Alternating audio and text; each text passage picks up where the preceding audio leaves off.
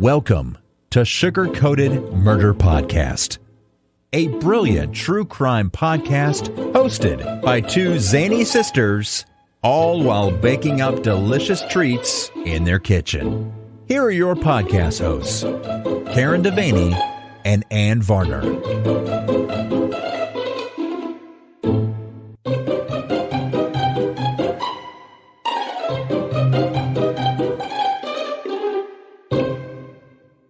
Hey y'all, hey, it's Karen Devaney. Just wanted to let you know that we are still on vacay, but while we're on vacay, we wanted to stitch two episodes together. We like to call it recycled because we've recycled, reused, repurposed parts of two episodes that we each picked out, and then we stitched them together to make a new episode so that y'all have something to listen to while we're still in exotic parts unknown. We'll talk to y'all soon. Stay sweet and don't murder. Here it is, our recycled episode for you.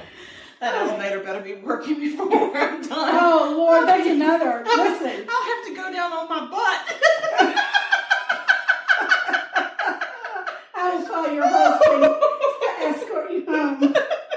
Yes, we live in this lovely community in Charleston, South Carolina, and I moved into the fourth floor, as I've talked to y'all about before, and it is gorgeous. It is a lovely community. The people are very friendly here.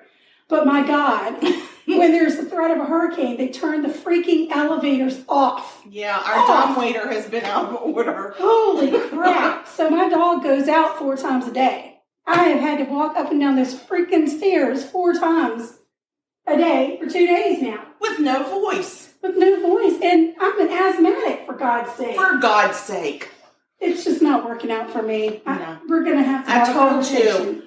Just hold him up under his front paws and let his wee-wees point at the screen and let it just shoot through the screen. No, because with my luck, it'll hit the screen and splash back at me. And then you'll laugh and it'll get in your mouth. Oh my gosh. Listen. Never mind. There has to be a law against turning the elevators off in a building. Can somebody please research that? Yes, let us know. Is that a handicap law? Because I'll get a doctor's note. Yeah. Okay. And an attorney. Well, we can't afford an attorney, but one might be appointed for us.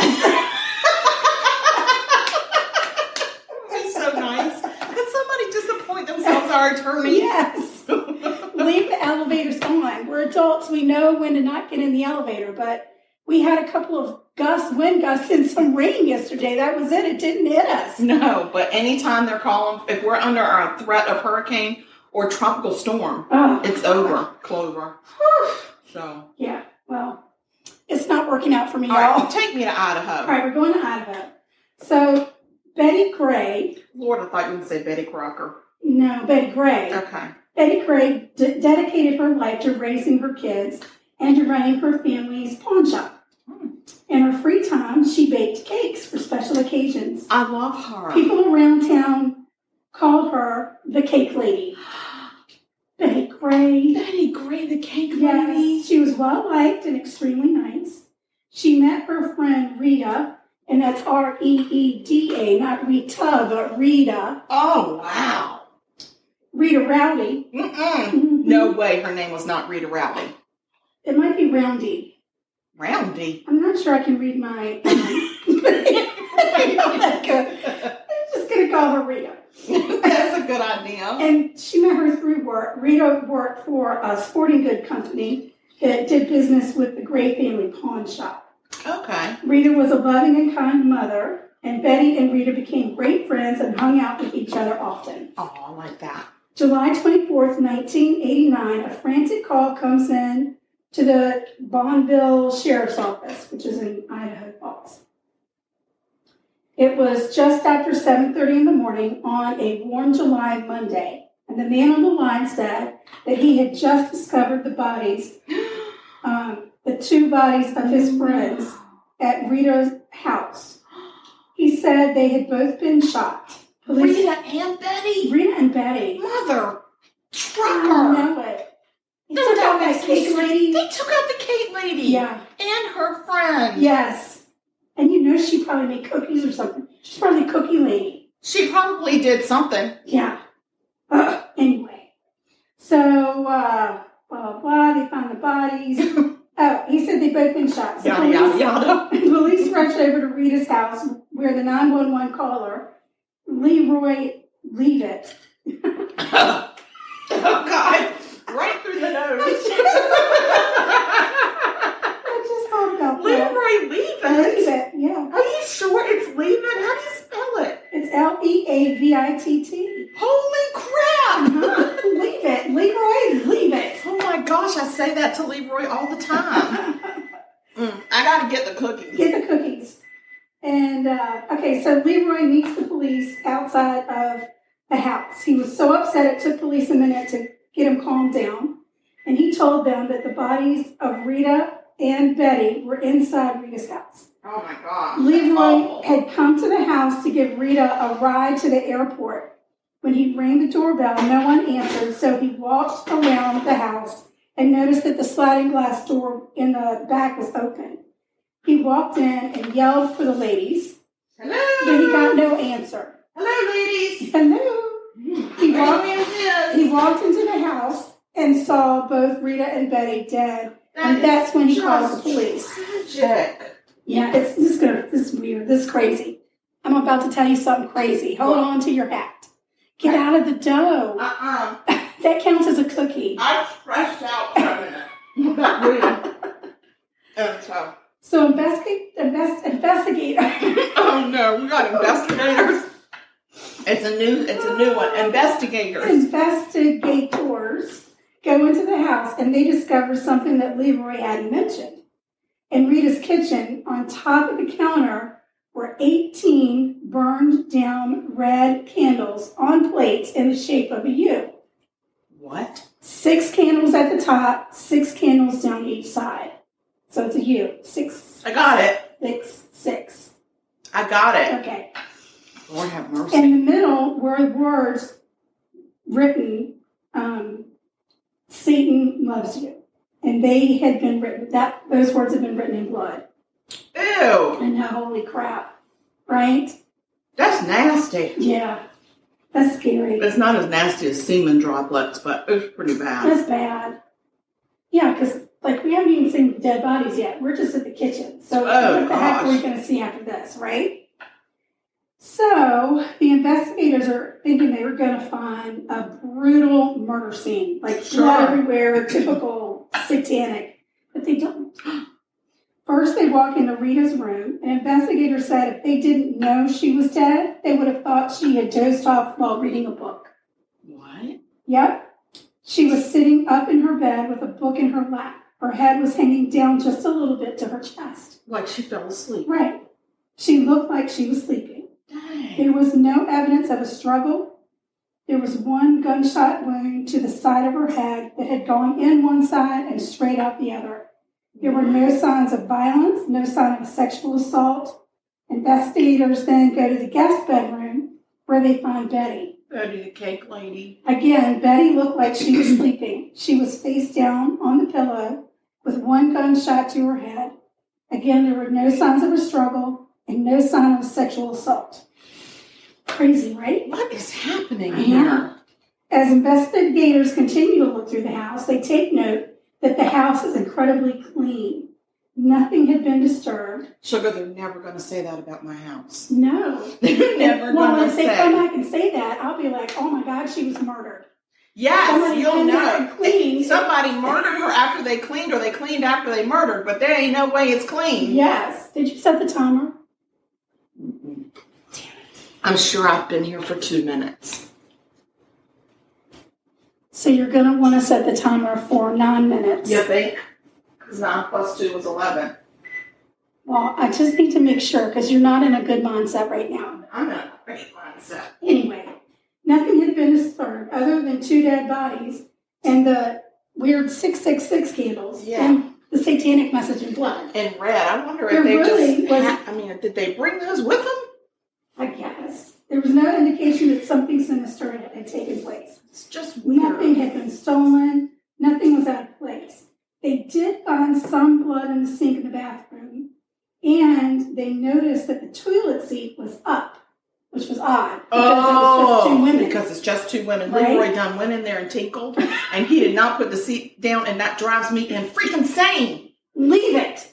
Leroy, leave it. No, he left it. That was the one time you don't leave it. Don't leave it. Damn it. was evidence that the killer had made himself or herself comfortable enough to smoke 4 cigarettes and enjoy a can of Mountain Dew. Mountain Dew? Listen, and you know what? Probably Betty and Rita didn't even smoke or like smoking in the house. Probably not. And he probably took their Mountain Dew. Oh, you know he did. He didn't bring that with him. Gee, crickets. So they take the Mountain Dew can and they send it to the crime lab. What did they send? The Mountain Dew can. Oh, the can. The can. Not the can. The can. And to the crime lab. But it was clear the killer had been wearing gloves because there was no fingerprint. Speaking from the gut.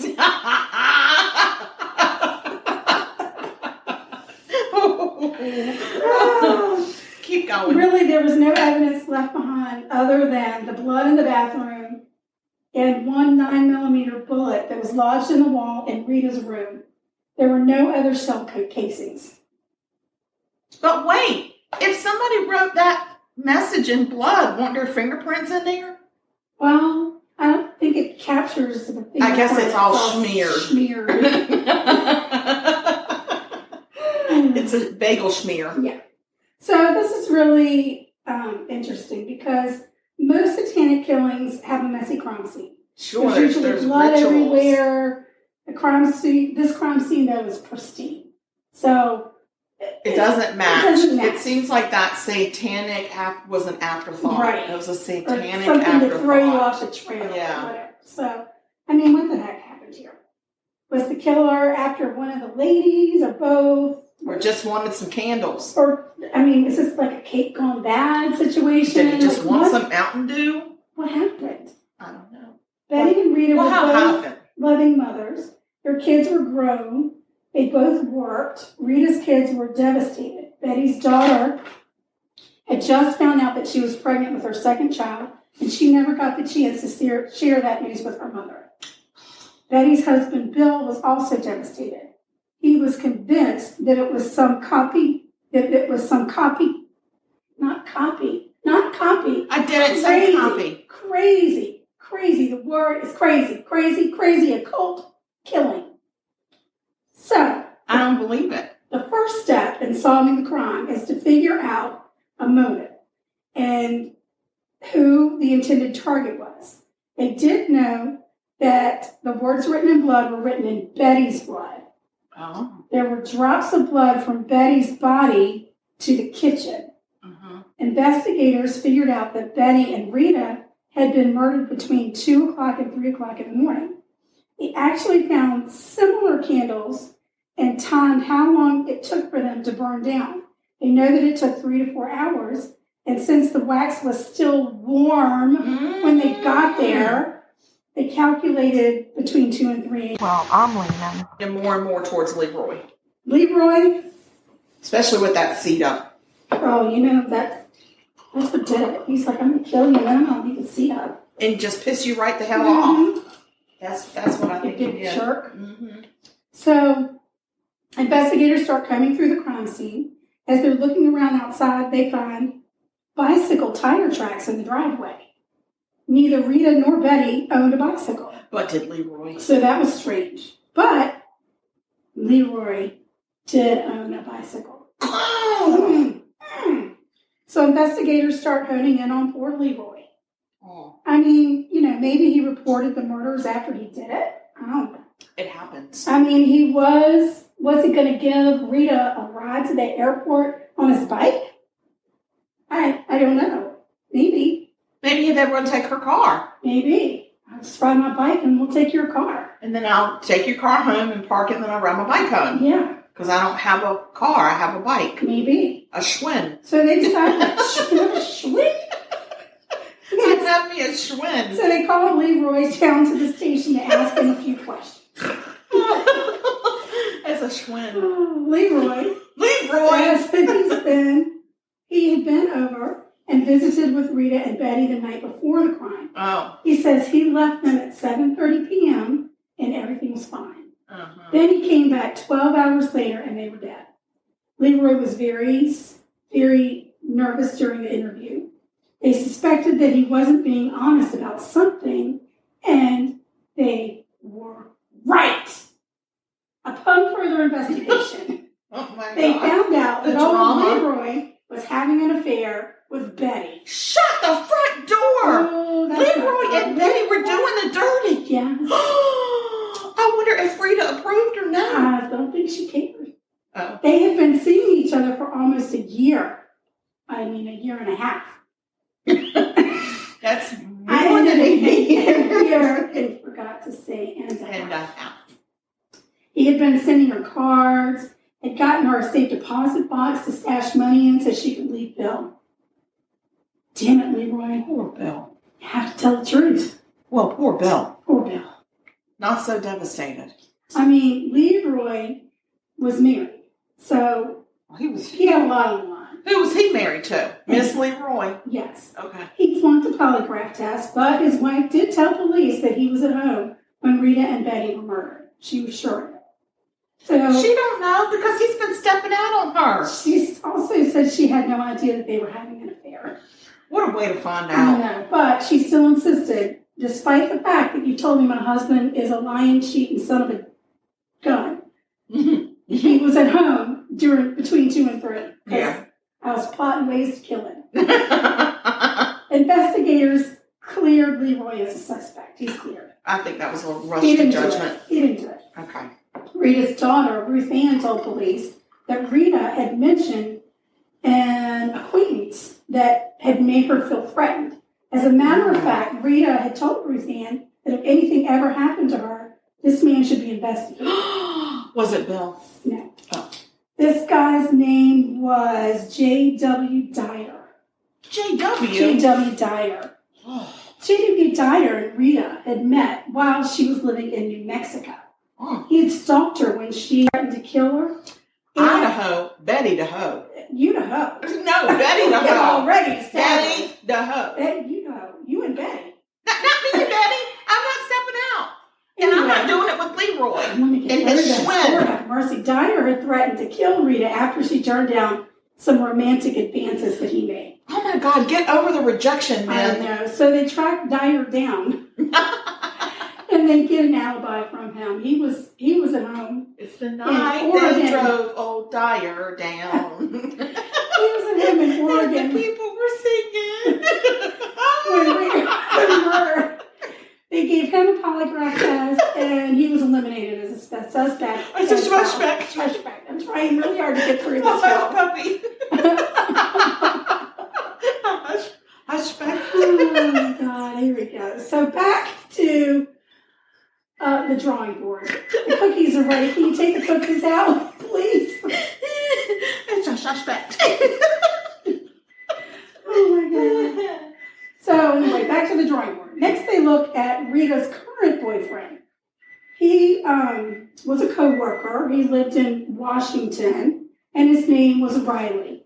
Riley. Yeah, go Rita. Wait a minute. Hugh. His first name is Hugh. It's Hugh Riley. Woo, what Girl, you're messing up. I know. I don't even know what you're doing. Hugh. Where's the spatula? What do you need It's a spatula right here. for? I was going to put the good cookies over here. Anyway, he lived in Washington. His name is Hugh Riley. Hugh was a divorced sales rep, and Rita was in love. But according to Rita's kids, the day before Rita was murdered, she found out that stupid Hugh was in fact married. Listen, I am really appreciative of this love that these ladies are finding in their twilight years. I know. I think that's really That's sweet. what's going on. So Rita had actually found Hugh's wife and called to tell her what was going on. Rita was heartbroken and furious. She had no idea that Hugh was married. So now Hugh's a suspect, and so is his wife. Hugh and his wife had ironclad alibis for the night of the murder, so they were cleared. Now what? No. Investigators are stumped, and then they get an interesting call from a security guard at a local hospital. Oh my gosh. He'd seen the news coverage of the murders, and he wanted to tell police about a strange encounter that he had. Around 3 a.m. on the 24th of July, which is the day, The security guard was making his rounds in the hospital parking lot when he came upon a man putting his bicycle into his truck. The guard thought, that's kind of weird, because the man seemed like he was in a rush. He ducked down when he got into his truck. So the guard's like, dude, what are you doing? Who you is? He asked the driver if he was okay. The man was sweating profusely and said he was fine. Oh. The man then pulled away and drove off into the night. The hospital was just 3 miles from Rita's house. Oh. And investigators asked the guard for a detailed description of the man and the bicycle. Mm-hmm. The guard said was a Schwinn. Schwinn. The man looked to be in his 50s. He had grayish black hair, and the bike was a girl's bike. Oh my! Well, that'll stick out. And it had a wool seat pad on it. Wool? You know, for the cushion. Wool? For the cushion your tushy. Yeah, but that's scratchy. Like the lamb's wool. Oh, that's a whole different kind of wool. Yeah, like a lamb's wool. Okay. The man was wearing a backpack. The guard worked with a sketch artist, and they came up with a composite sketch of the man. Do you have it in your book? Did you yes, draw I drew it. I drew it in my book. Yes. Do you see it? Yes. Who do you think it is? Leroy. Oh, no. I think it's Bill. Oh, God. When they look at the sketch, they're stunned. They've seen this guy before. It's Betty's husband, Bill. Oh, my God. Bill. I am a genius. I mean, first I thought it was Leroy, but then I leaned right in on Bill. Yeah. Because he found out Leroy and Betty were doing the horizontal bop. One would think that would cause people to be angry as opposed to murder. And he left that seat up on purpose because he knows it gets on her freaking nerves. Investigators go to the Gray family pawn shop, and there sits the freaking truck the security guard had described. Oh, Bill, you're a dumbass. Oh, yeah. And as they're taking pictures, they notice that leaning up against the wall is a girl's bike. It's with the wool seat. With the wool itchy seat. So they start to stake out Bill, and they watch him smoke the same type of cigarette that they had found at Rita's house. You know what, Bill? It's always the cigarettes, right? I mean, people should stop smoking already. It's 2020. When they confronted Bill, he was very combative, and he said he didn't do it. And he said, I was at home the night of the murder. He also said he didn't know anything about any kind of an affair between Betty and Leroy. BS. Well, that was a lie. He knew that Betty was planning to leave him, and he knew that if she left, she was taking 50% of the assets, and he was not happy about that. Well, guess what? Now he's going to get zero. Right. Zero. So, and interestingly enough, they always do this. It drives me crazy. Bill had taken out a $250,000 life insurance policy on Betty that she didn't know about. I think there needs to be a law that when somebody takes a life insurance policy out on a person, that person is then sent an official letter saying this person on this date took out this life insurance policy on you in case you didn't know. I know, but they have got to find a way to get it to the person's same day. Because if it goes through the mail, it could take a week, and by then you're dead. And it could be intercepted. It could be. So, courier. Phone call. I can't allow you without this person has to be notified. Yes, it's not just notified, but they need to be in person with their driver's license to prove it's them. Yeah. And we're going to take that person's fingerprints, you mother trucker. Yes. I mean, why can't we have some freaking laws around here, people? I'm doing it. I don't know what it's going to be called, but I'm going to make a movement. Yes. All right, so now we've got motive and we've got our killer. But remember, it's 1990. Oh. The murders happened in 1989, so DNA wasn't a big thing. They had no murder weapon. They had no fingerprints. The district attorney decides to move forward with the case, to not move forward with the case. He says, no, I'm not moving forward with this case. There's not enough evidence. Oh, my gosh, you stupid DA. But in 1991, the children of Rita and Betty filed a civil suit against Bill for the deaths of their mother. Wait, so Bill's own children filed a suit against Bill? Good for them. Yes. Oh. Yes. Because their dad's an asshole. Yes. He's a douche canoe. Yes. Oh. And they won. Oh, I love it. I hope he was left penniless. Well, the press got a hold of it, Good. And they put a lot of pressure on a newly elected district attorney. Well, that's the best kind to have. And wouldn't you know, that guy decides, I think maybe I should take Bill to trial for murder. Yeah, you think? So in April of 1992, that jackass Bill has now moved to New Mexico. I guess so. They find him and they... Isn't that where Rita's ex-boyfriend was that stalked her? What's happening in New Mexico? Well, they lived in New Mexico before, I guess, maybe. Whatever. There's some connection there, but I don't know what it is. Well, I don't either. So, anyway, it is. You've had too much to drink. Oh, Lord. So now they found him and they charged him with 2 counts of first-degree murder and 1 count of first-degree burglary. Because you're not getting away with breaking into somebody's house. And leaving the seat up, you mother trucker. Right. So on the night of the murder... And you know he peed on the seat and didn't clean it up. I'm just going to say, I know his type. I know his type. Yeah. But my husband is not that type. I just want everybody to know that, because that is not who he is. Thanks for letting everybody know. I'm just saying, I don't want people to read into that. Husband's bathroom habits. They're very neat. Okay. He's very tidy. So on the night of the murder... He's a tidy tinkler. Oh, I just want to finish my murder. I do. I'm like... But he's a tidy tinkler. I swear, I'm just like a half a page left to talk.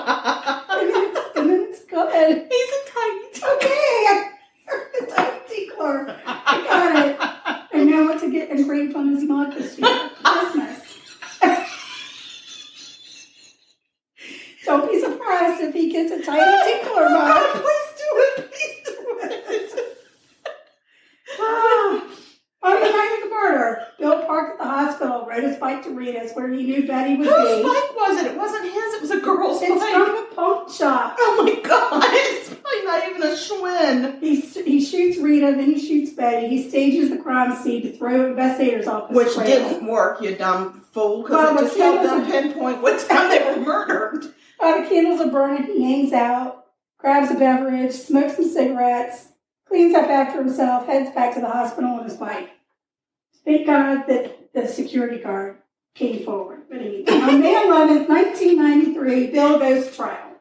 He's quickly found guilty on all counts of all the crimes. And not being a tidy tinkler is one of them. And it's all enhanced for the use of a firearm. He's sentenced to 2 life sentences without the possibility of parole. That's two. That's both of our murderers. Yes. That's Bill good. was 53 years old at the time. Is he still living? After 17 fun-filled years in prison, Bill Gray died behind bars where he belonged. Good. There is a book out there if you want to read more about this. Is it called The Untidy Tinkler? It is called When Greed Turns Deadly. It has nothing to do with tidy tinklers. But I have a feeling we might be coming out with a children's book soon called The Tiny Tinkler. This just went a whole nother direction. Oh, Ted! Where's Tim?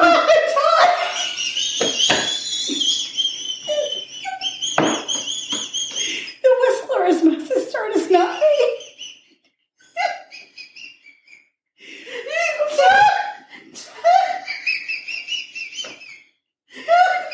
Oh, God.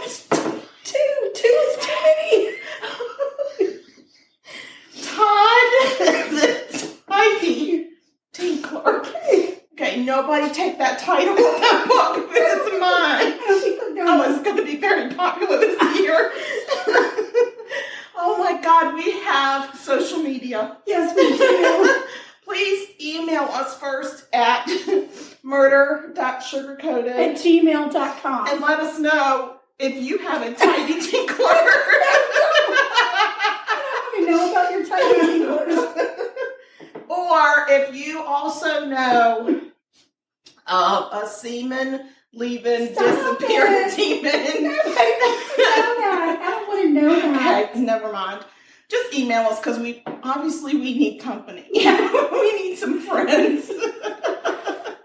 Or a roll. Or give some bread. I need some white bread. Please send your Wonder Bread. So anyway. Well, that was gas. So now we're going to switch over to the next murder that we stitched together from a different episode to make a new recycled episode for you guys. Enjoy and buckle up. All right, we're back. And hello. Hello. Hello. Hello. Hi. Okay, so I found the guy that I was trying to reference that started following us on the gram. Oh, right. His name is Rocky Foreman. Wait, Rocky Foreman? Fourman. Don't he and his brothers do some crazy paranormal stuff? Yes, they have some shows. He has a show on Amazon Prime called Paranormal Nightmare Chasing Evil. Oh, my Lord. I've watched them before. That's what's so weird. See what I told you? Follow us on Instagram because famous people You could be like rubbing us elbows, guys. You just don't know. at Sugar-Coated Murder. Find us. Do Follow it. us. Do it. Give us a shout out. Do Hello. Do it right now. Okay, so my time for murder. It's my murder time. Woo! Okay, this is going to be the case of Casey Tyner. And it's Tiner. It's not something else, and I'm just putting a weird spin on the last part of it. It really is Tyner. Okay. And she is a 16-year-old girl from Granbury, Texas. Texas? Yes. So we are both in Texas today. So she's in high school. She's a good student. Before I go any further, I want to just tell people that there was an ID discovery investigation episode on the show The Lies That Bind. It was season 1, episode 5. And so that's how I found out about this story. Mm-hmm. I watched that a couple times, and then I also did some other reading, but that was my main source. So I just want to let people know that's where the bulk of the information came from. Okay, so Casey is 16 years old, like I said, and she meets this fellow named T.J. Steele. That sounds like a Hollywood name. It does. So he's 19 years old, and they met at a party, a local party. There's trouble. Mm-hmm. So Casey's mom didn't know that she was dating TJ until about a month into their dating. Mm. So her mom was like, first of all, she didn't want Casey in a serious relationship at her age. She was 16. She was about to be 17. And she thought this is just too early to be in a serious relationship. But it became very obvious that Casey was falling hard for TJ. And her mom was like, I don't know what to do. Her mom was concerned about the age difference. But as she got to know TJ and she heard really good stuff about him from Casey's friends, she felt a little bit better about it. She found out he doesn't drink. He doesn't smoke. He's a good driver. So, all the things that a mom wants to hear about somebody that her daughter's hanging with. Right. So, go talk about TJ real quick. TJ had super blonde hair, like super blonde. And he wore it long and a ponytail in the back. So, he was kind of, a little edgy. And his sister called him a vampire all the time because he had a really pale complexion and had this almost white towhead blonde hair that he kept in this long. And she was like, you look like a vampire because of your complexion and your hair. It's like, you're not there. Wow. So she said he also wore all black all the time. Black clothes, black trench coat, black army boots. Like he dressed the part. Right. So TJ often talked about how he didn't like the town of Granbury. And he always talked about leaving for the big city one day. He wanted to get out of town. He felt like he had outgrown the town. Right. But that all changed when he met Casey. He stopped talking about it. He's like, I'm good here. I'm good. Suddenly, I got things to do. So, TJ's sister said that he was totally focused on and in love with Casey, and he even started dropping some of his friends in order to spend more time with her. Oh, no. TJ's family didn't love that he was doing that, but at the age of 19, in a boy, it's a little bit different story. So they were just going to kind of sit back and monitor it and let it run its course. Mm-hmm.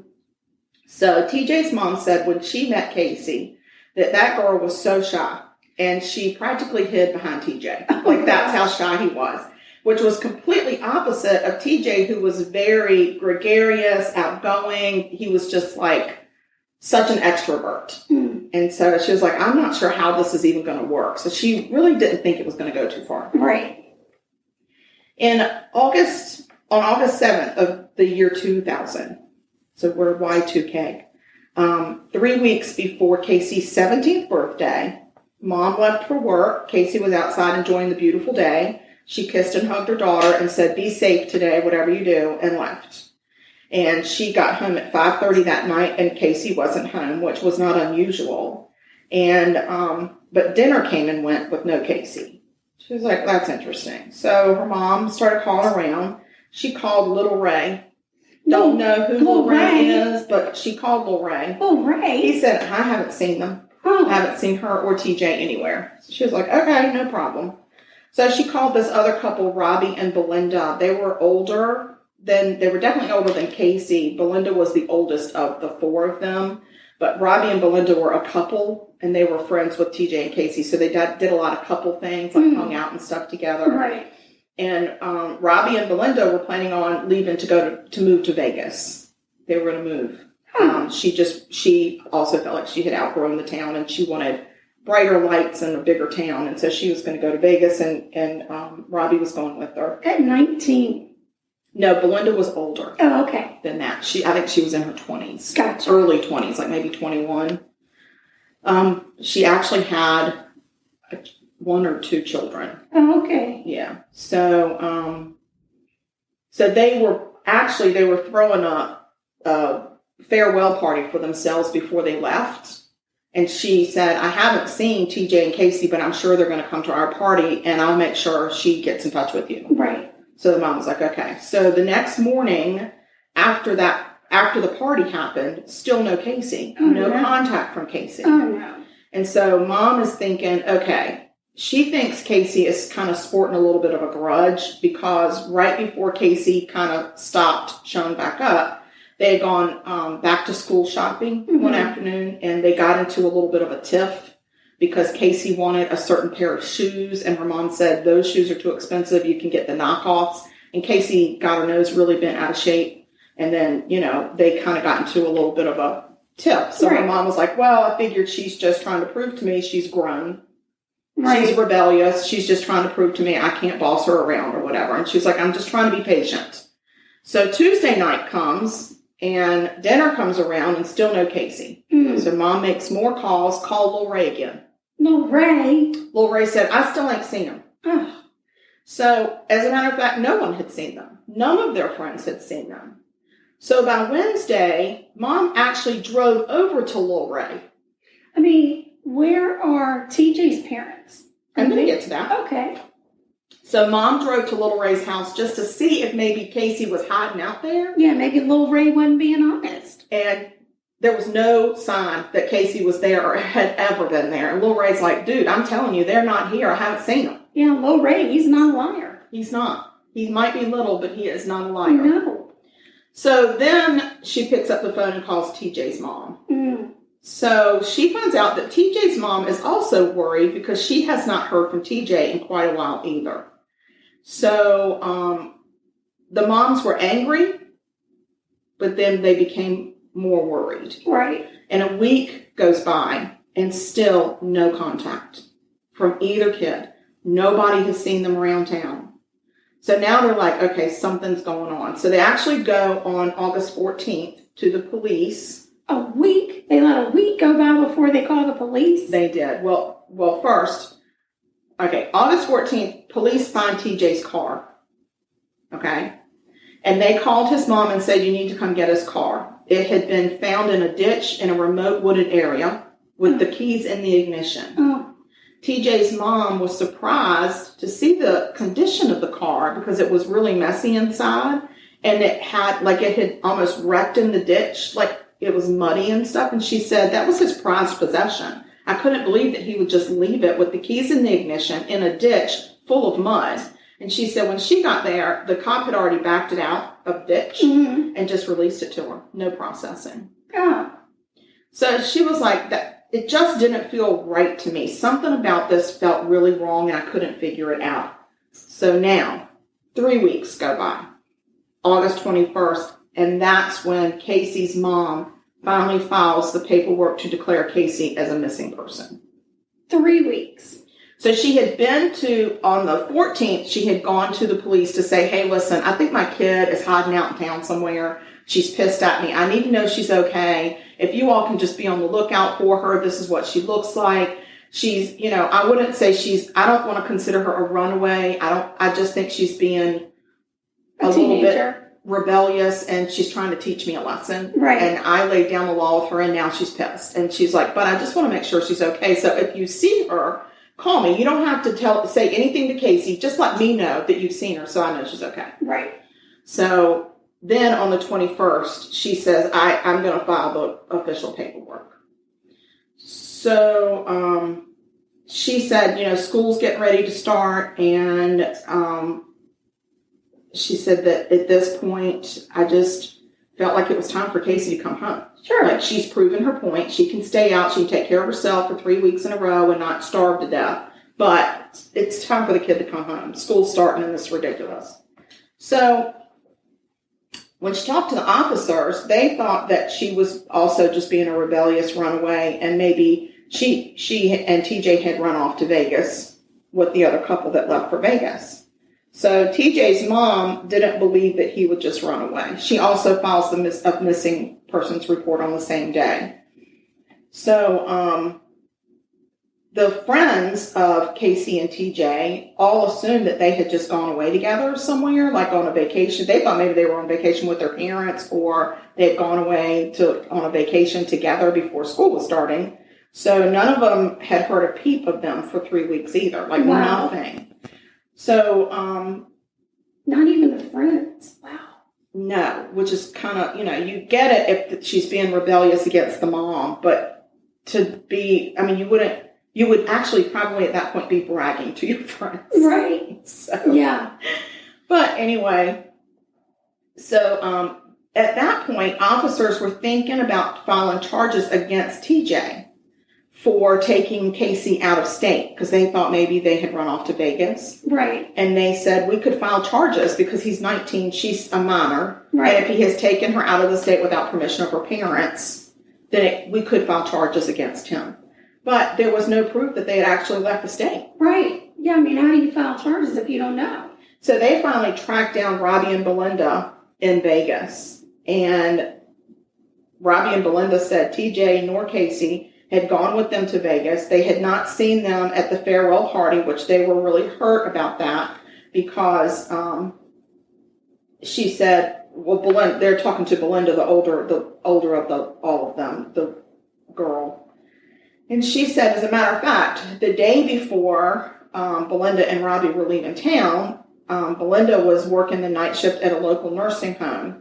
So that day before her shift, the four of them all hung out together. Oh. And she said they all drove her to work, dropped her off, and they were supposed to come pick her up the next morning. And then it was going to be the party that night. Right. And then they were going to be leaving for Vegas. And she said no one ever showed to pick her up from work. She was pissed. Oh, I bet. So she said she waited an hour for them to come pick her up. She called her mom several times. Back then there were no cell phones. She left messages on her mom's answer machine. And she was like, I finally just started walking. She was like, I was so irritated and I was exhausted because I'd worked a shift overnight shift. So, oh gosh, I'd be mad too. I would be stomping down that road. So along the way, her mom finally picks her up. Mm-hmm. And so as they're headed home, they come up on Robbie walking down a very rural road alone. So they stopped and picked him up. And they were like, what are you doing? Why are you walking out here alone? And he said... Robbie of Belinda and Robbie? Yeah. And he said, well, TJ and I had an argument. TJ and Robbie had an argument. And TJ had kicked him out of the car and told him he could walk home. Oh, dear. He said, so I'm walking home.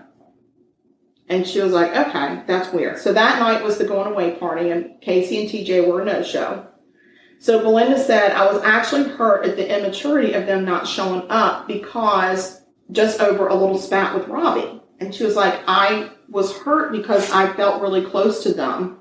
And they had we were doing everything together as couples. So I was just like, why wouldn't they just at least come say goodbye to me, even if they're pissed at Robbie? Right. She was like, I'm moving to Vegas. Like, I'm moving my life. And she's like, I couldn't believe that they would do something like that.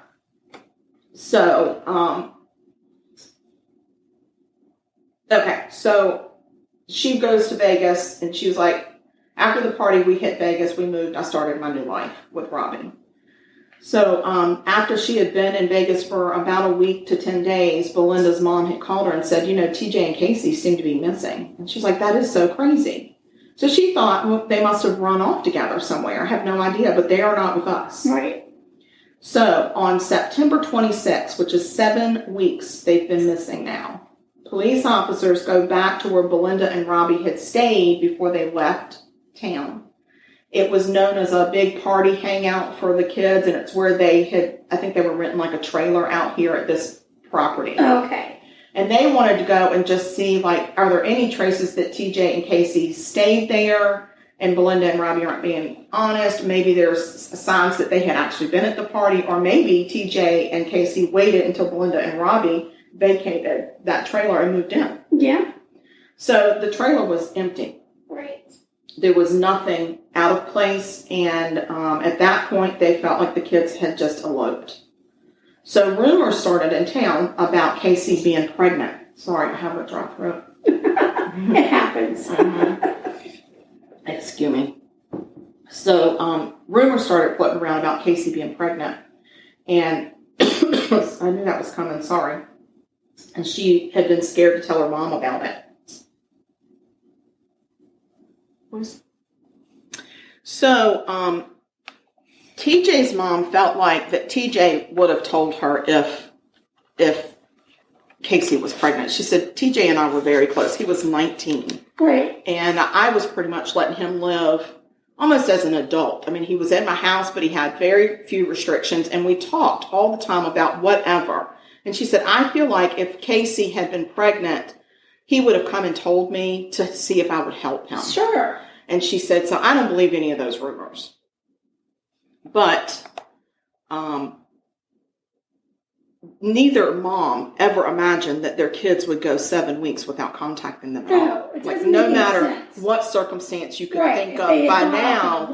They would have at least called and said, we've eloped, she's pregnant, we're here, we're good, don't worry about us. And you don't or send money. I don't know. Go off on another life and not be in touch with anybody. Especially your moms. Over a pair of shoes. No. Like that. No. Well, yeah, I mean, I think in the beginning, her mom was just trying to rationalize what was happening. And she's trying to live her life. And, your life doesn't just come to a screeching halt. She still has to go work her 8 hours at her job. Yeah. She's still married. She's still trying to function and trying to rationalize, where's my kid? Sure. And why is she doing this? Right. So, Belinda said that she and Robbie actually knew that Casey was preggers. She was like, we were there when she took the pregnancy test and she was pregnant. Really? That's what Belinda says.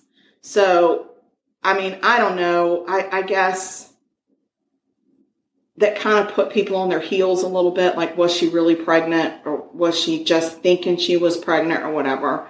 So eventually, TJ's mom is trying to rationalize things and go through her mind. I'm sure every single day at that point, you play over and over the last 24 or 48 hours that you knew your kid was around. Yeah. And then you're just playing it in your head constantly. Over and over, right. Trying to figure out, what did I miss? Yeah. So she was talking to the police, and they said, we understand that TJ has a sword collection. And she was like, yes, he's always been into these samurai swords, and he collects them, and they're on these beautiful, stand things that he hangs on the wall, and it's a gorgeous collection, and he was very prideful of it. And she said, but I will tell you that when he went missing, I didn't know what was happening, so I took all of his swords and put them in my closet. Oh. And they were like, okay, so were any of them missing? And at first she was like, I don't think so. Well, she goes home that afternoon. She starts going through the swords because she's like, I don't know. I mean, I guess I got to figure out how many he had and everything. And she's like, wait, there is one missing. She's like, there is a very short sword that he really loved that's missing. So she informs the police.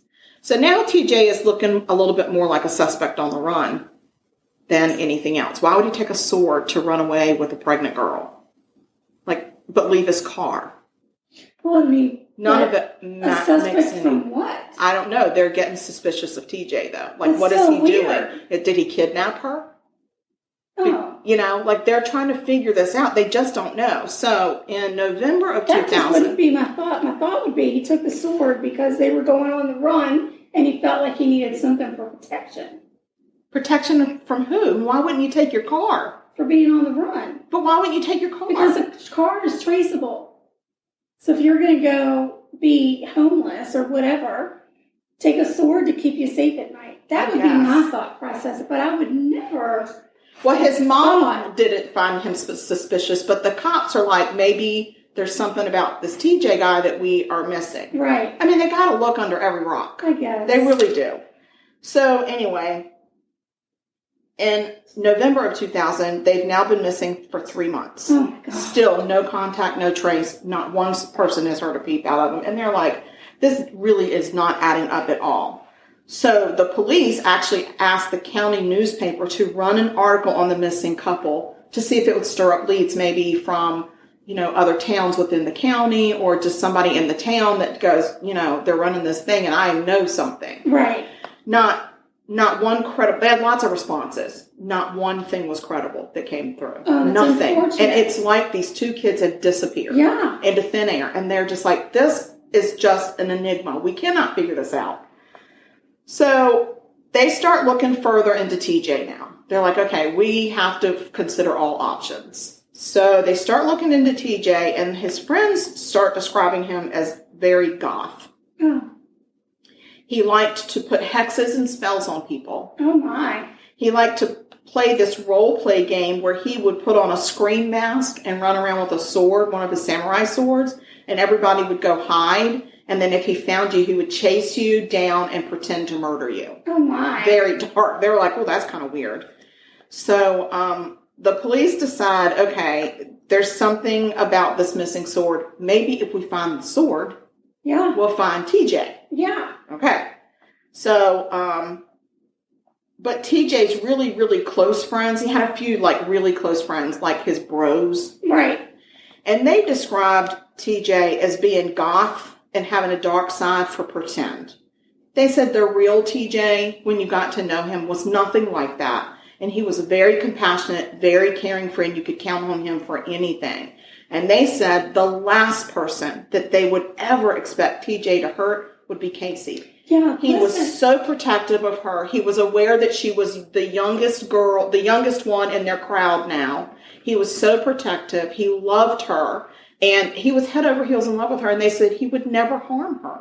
Yeah, I don't know them, and I don't know anything about their story, but I'm not getting a bad vibe from this TJ. I'm just not. Me neither.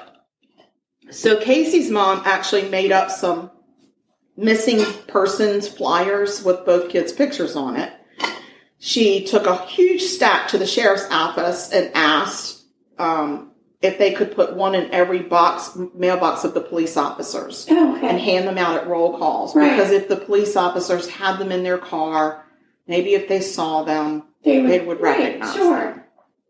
And so TJ's mom took a stack and said, I'll start putting these up at local gas stations. Yeah. Because if you've got somebody coming through town that sees it, they may say, oh my gosh, I saw those 2 kids the next town over. Right. So it was just weird, though, because she said at one particular gas station, she would put one up. The next day when she would go by the gas station, it had either been defaced or torn down completely. And she said they would draw horns and mustaches on the kids.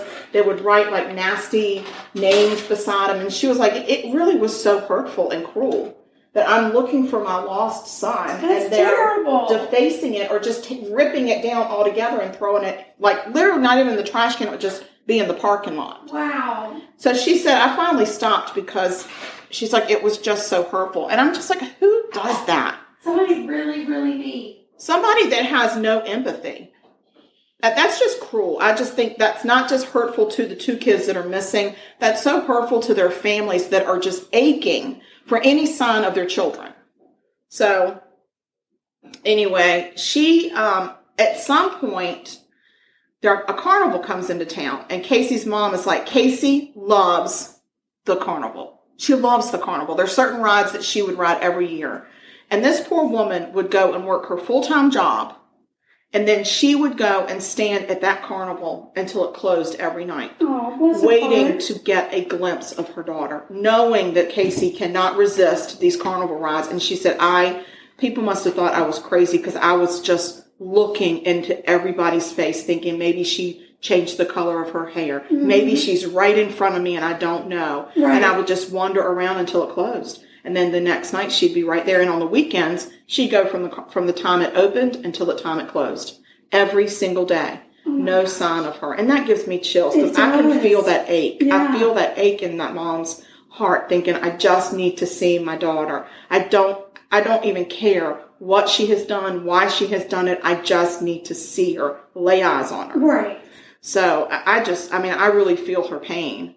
So, like I said, she sees nothing. And eventually the carnival closes up and moves out of town. So in January of 2001, the kids have been missing now for 6 months.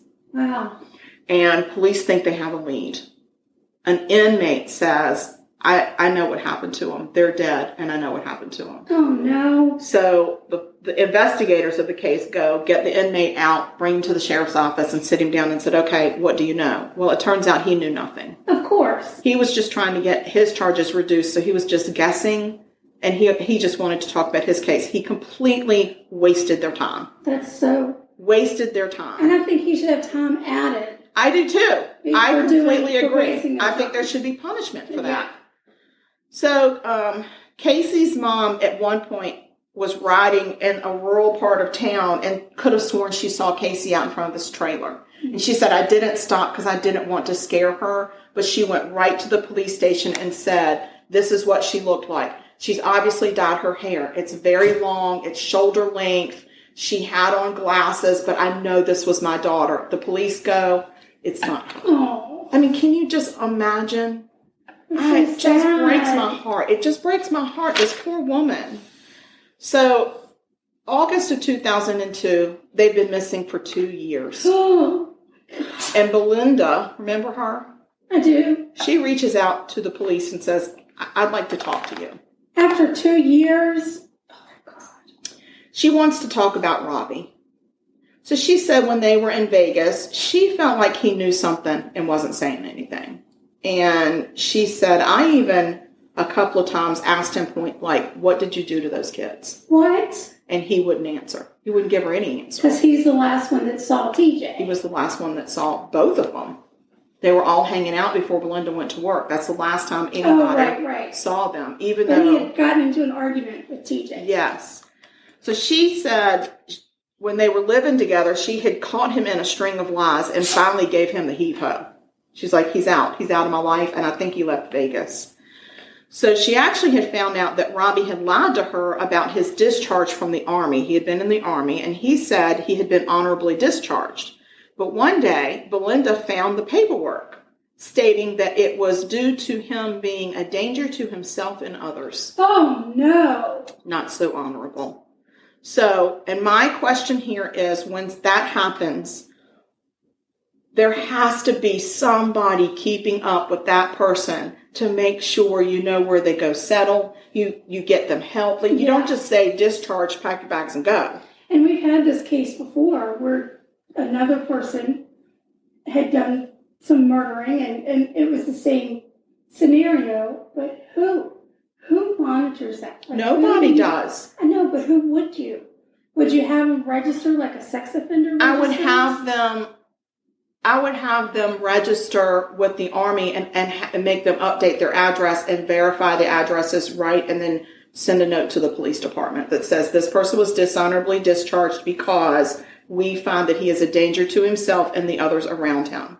If it's that bad to be discharged from the Army, then I think that he should be ordered to get some mental health counseling before he's even discharged. I agree. Like, something has to happen. This is where we've got that break in the mental health system. Yeah, and it's just such a fine line because you can't. People fall through the cracks. You cannot infringe on people's right to privacy, but there has to be some sort of protection in place for society. I agree, and I think at some point you have to protect the majority. Yeah. Even at the sacrifice of the one single person. I mean, no, it's but sad. There are laws in place to protect your privacy. So, but when you're still in the military pretty much owns you. Pretty much. So they can order you to counseling, right, and then discharge you after counseling. But I don't think with HIPAA laws that they can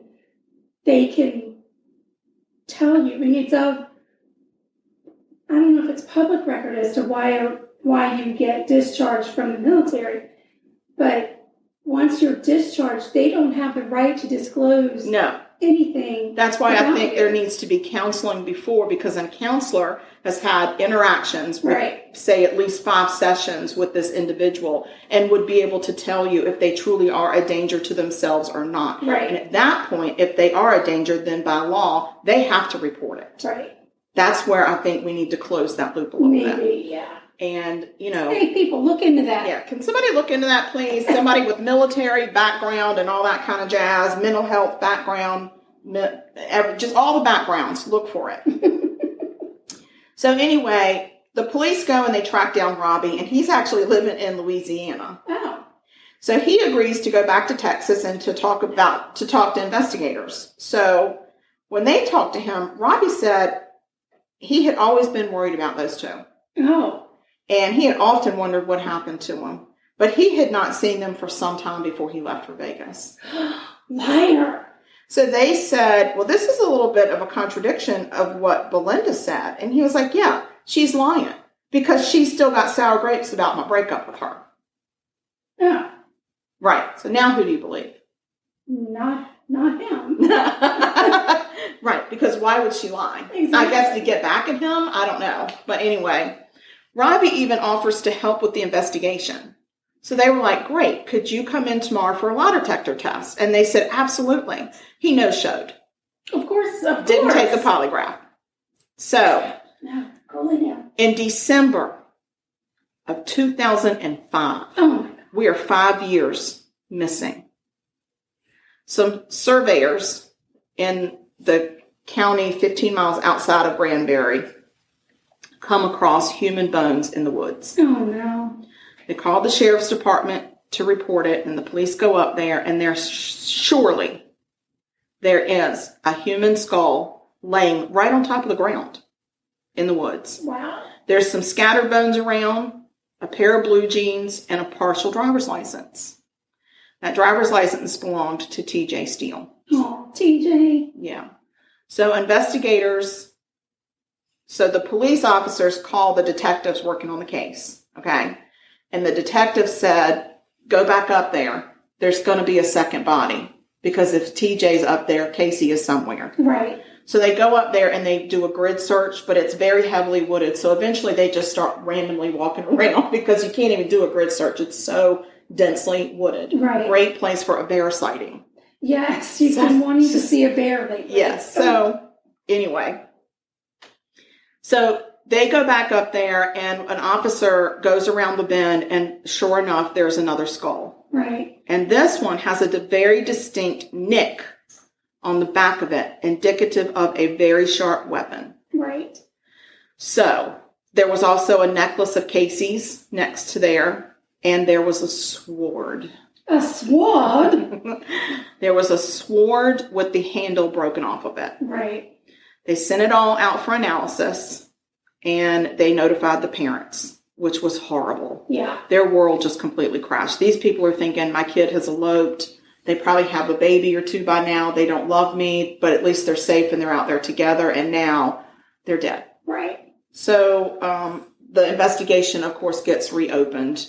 And they start re-interviewing all the people that were originally interviewed in the beginning. So Belinda actually shows up for her polygraph. Yeah. She tells investigators that she always thought that Robbie knew more. And so they show Belinda the evidence that they found, including the sword. Right. And she said, I got chills all over my body. And she said that sword belonged to TJ. Oh. But Robbie loved it so much that TJ had given it to Robbie. Oh, no. She said, and as a matter of fact, the night that they took me to work, it was in the car with us. I remember seeing it in the car. Oh, no. So it was in Robbie's possession. And she said, Robbie had it in the car because I thought, why do you have the sword in your car? Right. It's just weird. So in October of 2006, Robbie Buttry is his name. He was finally arrested and charged with double homicide. But unfortunately, there was no DNA. There was no fingerprints. It was all circumstantial evidence. Damn it. So the DA's office goes to the parents. Right. And said, we have to make a plea deal. If you want him to see any jail time, it's going to have to be a plea deal because this is not enough to prove he's guilty in a trial. We have nothing except circumstances. Right. And so they talked about it and they said, okay, we agree if he will just plead guilty to the 2 murders and do some jail time. So this is what he got. Take a deep breath. Let it out. Okay, I'm good. Okay. I'm talking about myself. Oh. I mean, we were still podcasting, right? Yes. Okay. So he got 2 5-year terms to run concurrent. My golly. Which means they run at the same effing time. So it's basically 5 years. But when he gets credited for time served while awaiting trial, he is released after 2 years. Wow. In 2011. What the flippin' hell? What the flippin' hell? What the flippin' hell? 2 years. 2 freaking years. years. 2 years. Yeah. And he never has to say why he did it because there's never a trial to prove motive.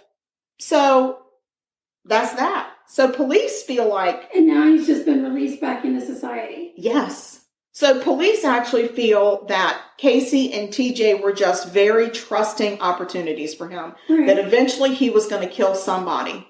It was just a matter of when and the timing was right. And he felt like this was the timing. It was right. It was just the 3 of them. He probably lured them up into this wooded area to go hiking or whatever. And he probably killed TJ first. And he probably, because there were no bones. I mean, they didn't find a lot of bones, but there was nothing that showed any strike marks. They think it was, he stabbed him probably and he bled out right there. And then he probably chased Casey, which is why she was up and around a bend, caught up with her and then hit her in the back of the head and killed her with that sword. Yeah.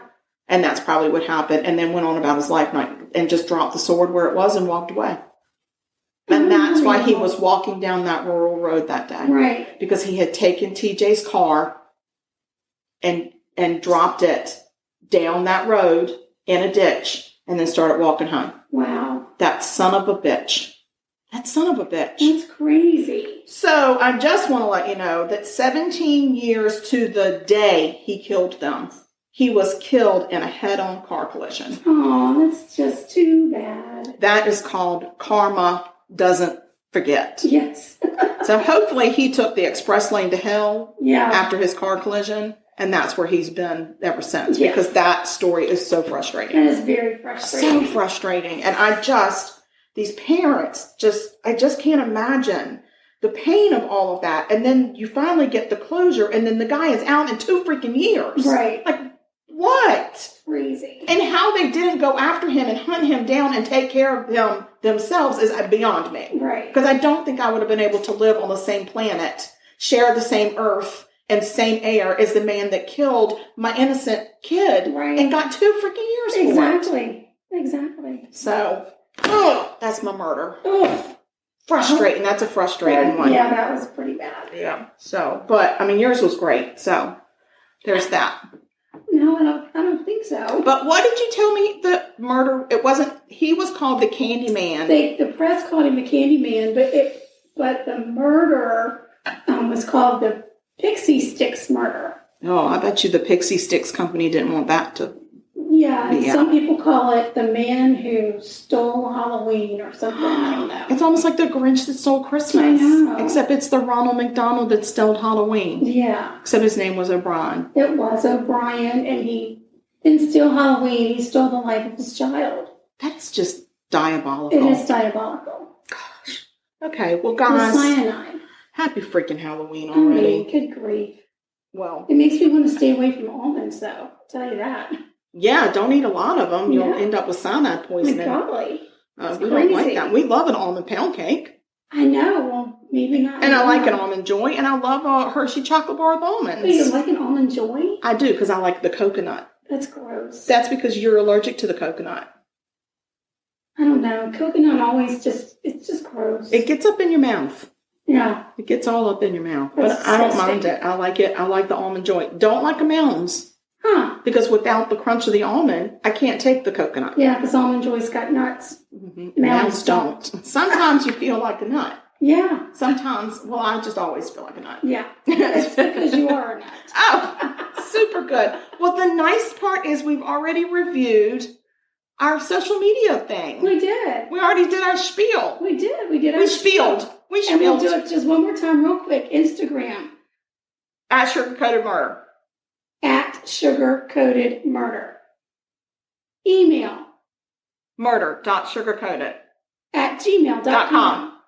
Facebook, Sugar Coated Murder podcast. Or, fan page. no, or Sugar Coated Murder fan page.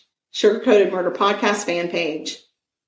One is the business one. Who cares about the business one? I do. That's how people find us to begin with, you ninny nuggins. I don't know. Ninny muggins. What's it called? Yes, a Mindy Muggins.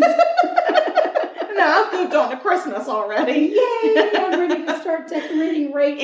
Anywho, so, Real tree. We've got a link. Find it. if you don't say that right, I'm going to knock your What's it head called? off. Link tree. Because it's a tree of links.